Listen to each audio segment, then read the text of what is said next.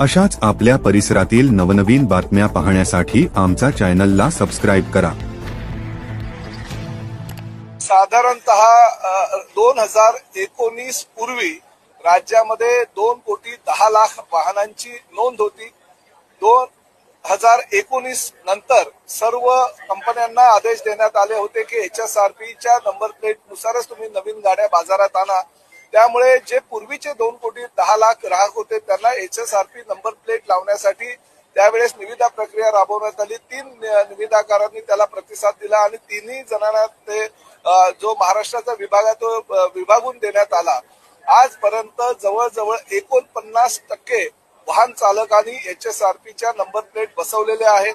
आजपर्यंत परिवहन खात्याच्या माध्यमातून 5 वेळा मुदत वाढ देण्यात आली होती। सर्वसामान्य वाहन चालकांना वाहनधारकांना सांगण्यात आलं होतं की 30 जून पूर्वी आपण आपली गाडीची नंबर प्लेट जी आहे ती HSRPची बसावी, अन्यथा कारवाई करावी लागेल। जवळजवळ 5 वेळा मुदतवाढ दिल्यानंतर सुद्धा सर्वसामान्य वाहन चालकांनी जर ती नंबर प्लेट बसवली नसेल तर उद्यापासून नाईलाजास्तव का होईना नियमाच्या अधीन राहून आमच्या आरटीओचे अधिकारी प्रत्येक वाहन चालकाला ज्यांनी नंबर प्लेट HSRPची बसवली नसेल त्याच्यावर दंडात्मक कारवाई करेल। 1,000 रुपये दंडात्मक कारवाई करण्याच्या सूचना या आमच्या डिपार्टमेंटच्या अधिकाऱ्यांना आपल्या परिवहन आयुक्तांनी दिलेल्या आहेत।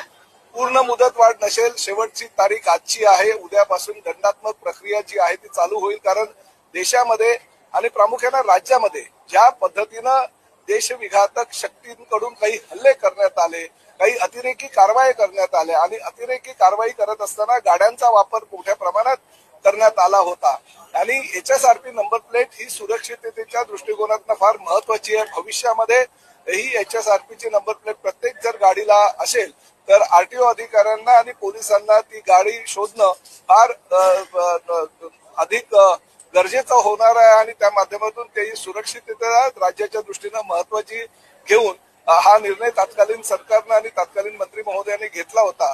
परंतु जर प्रवाशांनी किंवा वाहन चालकांनी अजूनपर्यंत जर नंबर प्लेट बसवली नसेल तर माझी परिवहन मंत्री म्हणून विनंती आहे, आज शेवटचा दिवस आहे, त्यांनी ताबडतोब नंबर प्लेट बसवण्यासाठी किमान अर्ज जरी केला तरी त्यांना दंडातून सूट देण्यात येईल। पण अर्जही केला नसेल आणि त्यांनी शासनाची जी योजना आहे किंवा जो नियम आहे त्याची पायमल्ली केली असेल तर नाईलाजास्तव त्यांच्यावर कारवाई करावी।